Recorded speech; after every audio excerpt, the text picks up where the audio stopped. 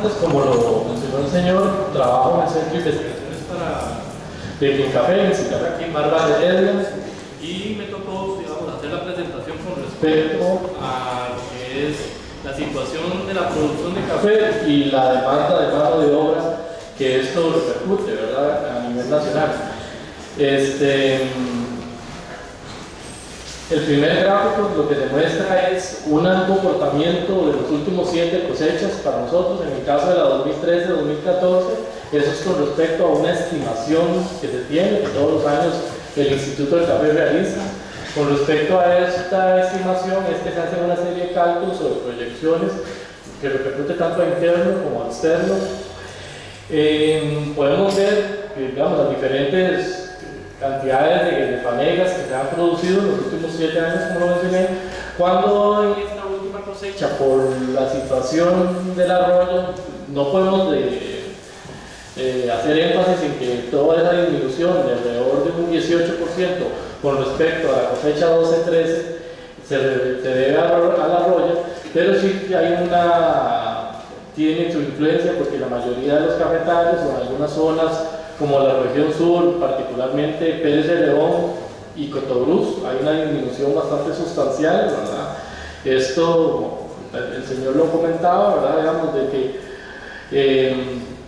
para el caso de nosotros, la situación de la arroya en muchas zonas tiene varios factores, una que no es ajeno a ninguno de nosotros, que es el clima, ¿verdad? El clima el año pasado tuvo un comportamiento bastante particular, que influenció directamente, ¿verdad?, en que la arroya afectara mayoritariamente que casi todo el país, incluyendo zonas en que no habíamos tenido esa afectación. Entonces, esa afectación la vamos a ver en esta cosecha. Entonces, por poner un caso, en la región de Pérez de León, nosotros estimamos que alrededor de un 40% de la cosecha del año pasado se disminuye, entonces esto va a repercutir sustancialmente. En el caso de Turrialba, es otra zona que también se vio bastante afectada, que alrededor de 20.000, 30.000 fanegas, si no me equivoco. Y en el caso de Cotobruz, que es la otra región, ahí también hay una merma bastante importante, no tanto como la de Pérez de León, pero sí está afectando en esta estadística o en esta última estimación del 2013-2014, que es la cosecha que acabamos de iniciar. Esto va a repercutir directamente en lo que es la mano de obra. Entonces, bueno, ahorita vamos a ver una estimación de la cantidad de mano de obra que se requiere para hacer, que se requirió y que se requeriría para el caso de la cosecha 12-13. Esta estimación, como bien lo dice ahí, se utiliza basado en estos parámetros, aproximadamente entre 6 a 7 cajuelas, que es el precio, más o menos lo que se estima que puede recolectar una persona al día durante 5.5 días, que estamos hablando de los 5 días de la semana, incluyendo mediodía del sábado. Entonces, sobre eso hay un promedio que también se ha estimado por diferentes razones de unos 22 días aproximadamente. Entonces, sobre ese cálculo y sobre los datos que anteriormente vimos sobre el comportamiento de la cosecha, pues ahí se ve lo que estaríamos requiriendo en cantidad de personas para esa cosecha 13-14, tomando en cuenta, como lo dije anteriormente, que eso es una estimación de lo que esperamos recibir. Esperamos que sea un poco más, pero ese es el dato que en este momento tenemos con respecto a la estimación. El año pasado y el anterior, o la cosecha pasada y la anterior, sí tuvimos un comportamiento bastante importante en lo que era la producción. Vimos una necesidad, siempre nosotros tenemos unos mecanismos ahí de apoyo tanto al productor de café como al recolector, que es una línea 800 que la activamos y se mandan mensajes en la radio, se pauta, se comunica a los medios de televisión. Entiendo que este año hasta en los periódicos, pues siempre hacemos ese ejercicio para tener disponible una base o un centro donde los productores o sí, productores, fincas, dicen las condiciones en que ocupan mano de obra, la cantidad y las condiciones, pero este año es completamente atípico. Les voy a ser sincero, en Pérez de León había una finca, en Turrialba el último reporte eran 3 fincas, así digamos, la cantidad de mano de obra disponible, tanto local como extranjera, que hay ha sido suficiente por esa disminución que vimos anteriormente, ¿verdad? Esa cantidad de 1.800.000 es una cantidad relativamente poca, o tal vez poca es una palabra, sino es una cantidad de café que Costa Rica lo maneja con la cantidad de personas que hay disponibles. Hay que estar claros que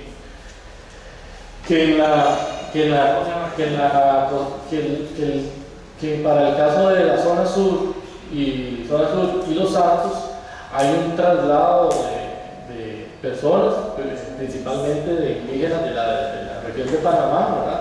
Entonces ellos empiezan en Cotobruz, cuando termina la cosecha en Cotobruz, que anda entre noviembre y finales de diciembre, y una vez cuando está la parte más mala se van para Pérez de León y una vez para Los Santos, porque ese es el recorrido que ellos hacen, ¿verdad? Por aquí venía la parte de la cantidad de recolectores. Entonces aproximadamente nuestras estimaciones, que son estimaciones, no son datos que digamos que se le ha hecho algún seguimiento o con algún respaldo, sino lo que los compañeros de las diferentes regionales que tenemos hacen y se consultan. Entonces aproximadamente la mitad son extranjeros y la mitad costarricenses.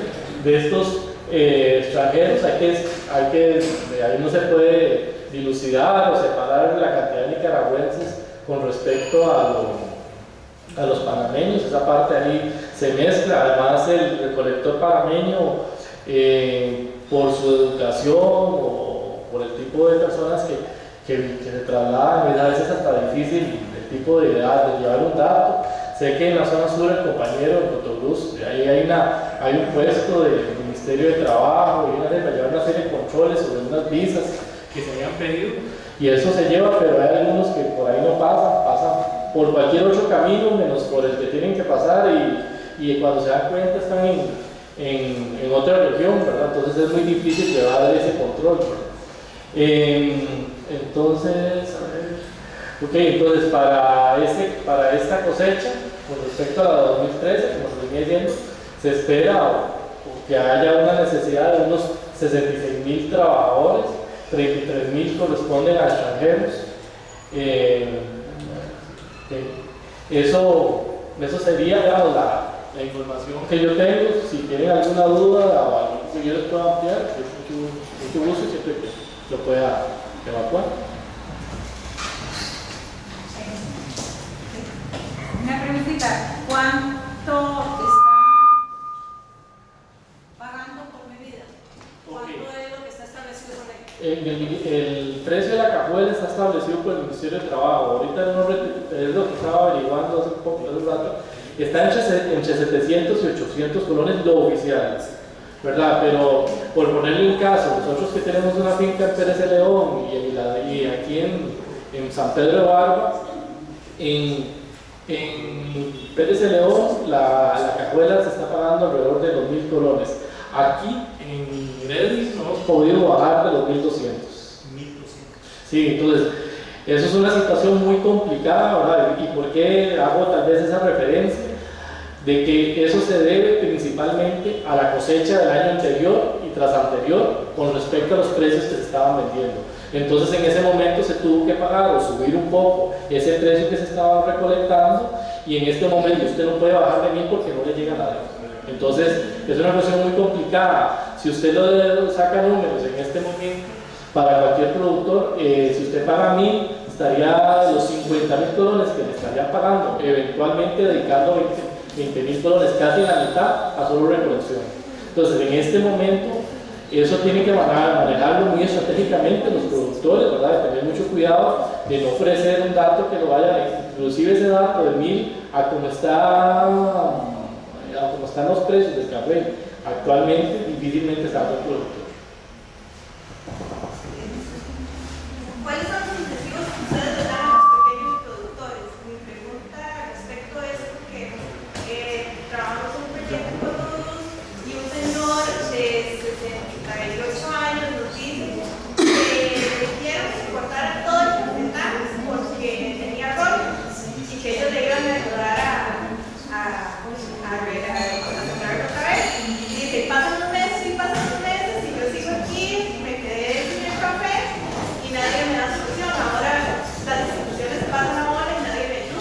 Ok, digamos, tal vez ahí se están mezclando como diferentes condiciones y situaciones.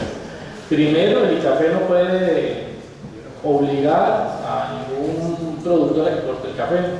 El único ente a nivel estatal que está facultado para hacer esos servicios es el Servicio Fitosanitario del Estado, ¿verdad? No sé cuáles fueron las condiciones por las que le pidieron a ese señor que le cortara el café, ¿verdad? Es una medida extrema que se hace cuando hay una emergencia, una medida fitosanitaria que hasta lo que yo tengo entendido en este momento de Roya ningún productor se le pidió eso, ¿verdad? Se hicieron otras cosas y casi que volviendo a la pregunta original que hiciste, incentivos, ahorita hay un programa de renovación con respecto a la emergencia de la Roya, se dieron una serie de insumos para el combate.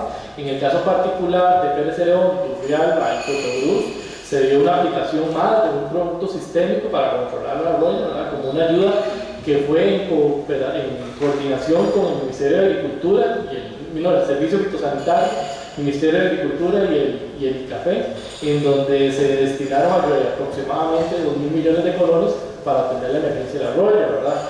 En este momento hay un fideicomiso que casi ya se eligió el banco.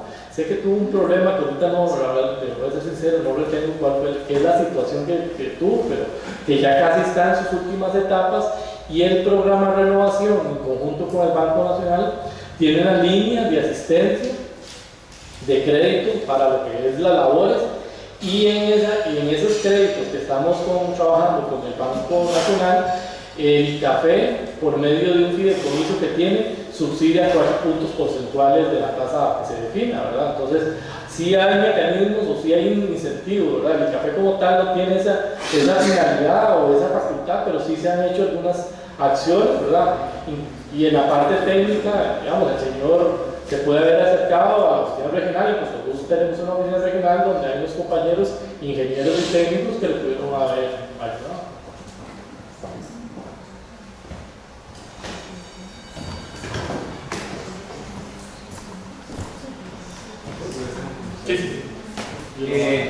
Bueno, don Fernando Fernández tiene tal vez un comentario, pero antes de eso quiero como agregar otros elementos.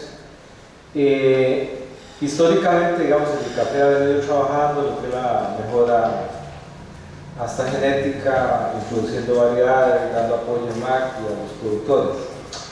Hay un nuevo fenómeno, digamos, que por lo menos el ICA y el Ministerio de Agricultura lo han llamado cambio climático, y pues es un concepto como muy grueso.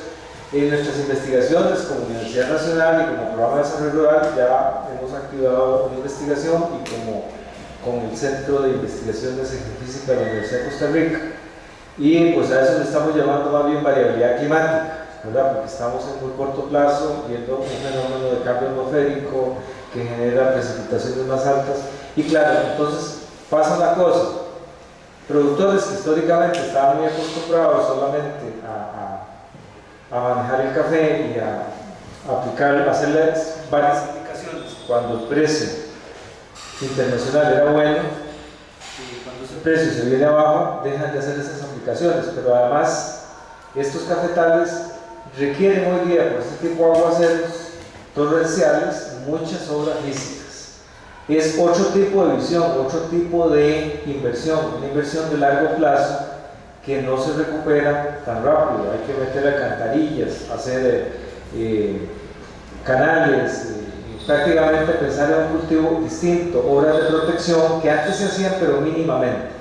Y diríamos, no hay una cultura para enfrentar anticipadamente lo que puede ocurrir con estos aguaceros.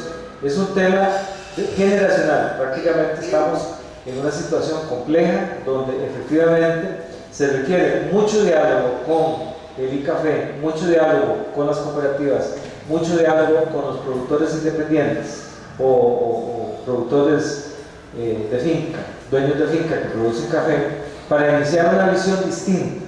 Posiblemente estamos ante el agotamiento de un modelo en el que la producción de cafés era más reaccionaba únicamente con los precios internacionales y con el control de enfermedades y plagas que le llegaban al café.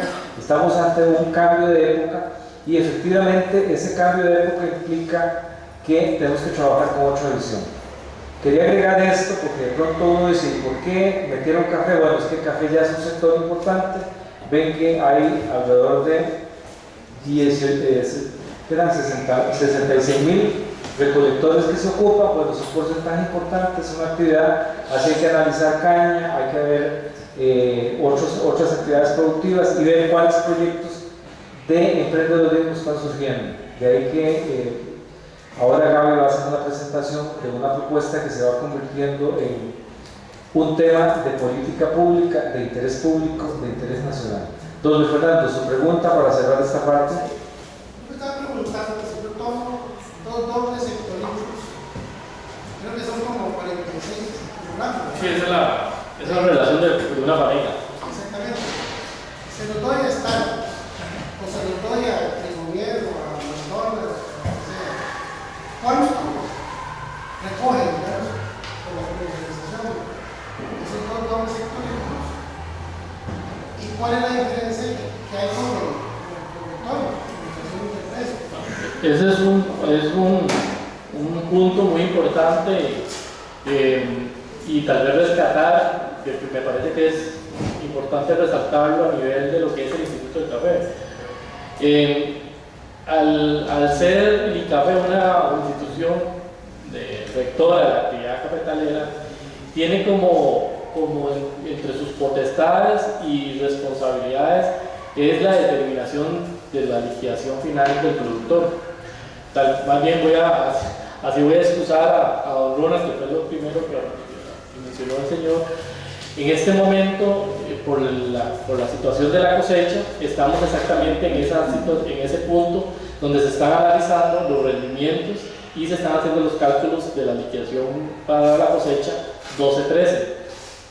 Y entonces, volviendo a su pregunta, el ICAFE tiene como responsabilidad y obligación hacer esa determinación, y es el único país en el mundo que calcula un precio mínimo para cada productor. Ese precio mínimo tiene varios componentes.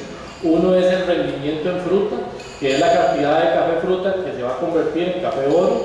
Otra es lo que es los precios que se exportan, que cualquier persona que exporte café en Costa Rica tiene que pasar por el ICAFE. Si no tiene ese permiso, que va en conjunto con Propomer, no se puede exportar en un café.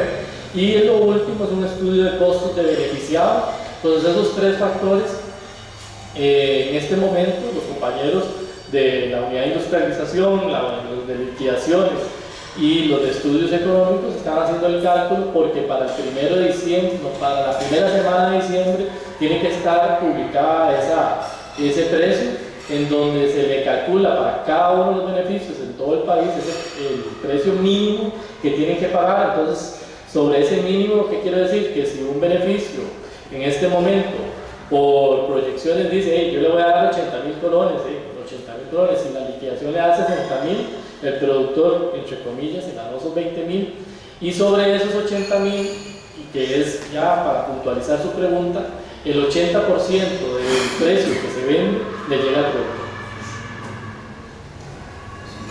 Una preguntita con respecto a la producción. ¿Qué tanto han analizado? El café tiene como un periodo cíclico cada 2 años que disminuye la producción por sí mismo. Una bianualidad. Sí.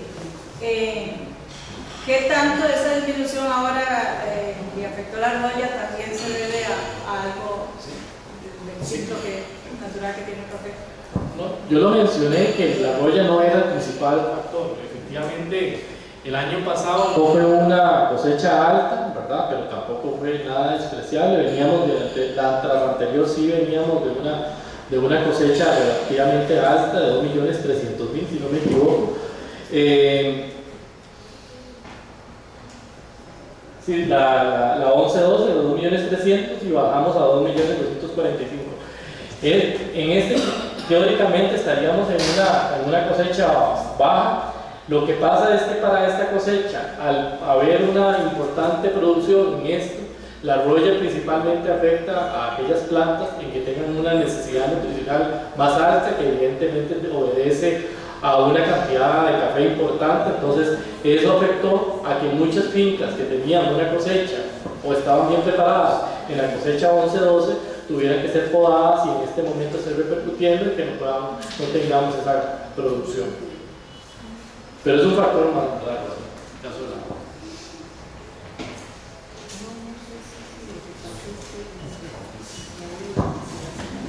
Don Aarón, aquí la universidad le entrega un certificado de agradecimiento por el esfuerzo, por sacar el tiempo. Muchísimas gracias.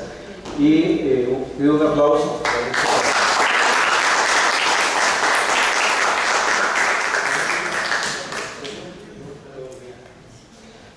Gaby.